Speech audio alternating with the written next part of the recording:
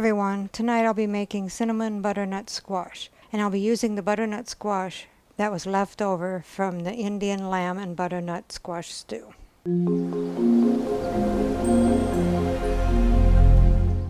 What all goes into the cinnamon butternut squash?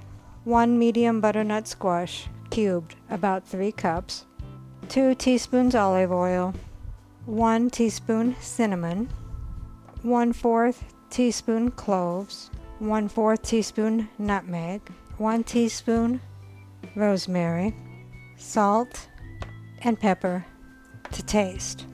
So let's begin. First thing you want to do is preheat the oven to 425. Take a big bowl, dump in your 3 cups of cubed butternut squash, add your 2 teaspoons of oil, 1 teaspoon of cinnamon, 1/4 teaspoon of cloves, 1/4 teaspoon of nutmeg, 1 teaspoon of rosemary, salt, and pepper to taste. Then toss until all the seasonings and the oil are thoroughly mixed. Then take a baking sheet and with some foil and put your butternut squash on there in a single layer so as to not overcrowd them.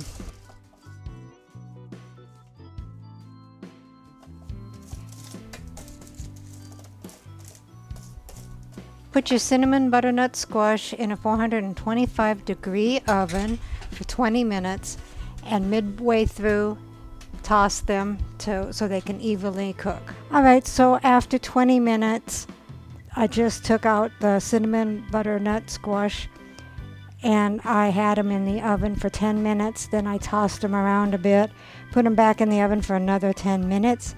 Now we need to let them sit for a couple of minutes before we put them in a serving dish.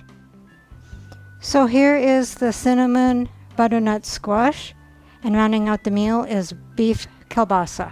I'll let Dave do a taste test. Tasting the butternut squash. Okay. The cinnamon butternut squash.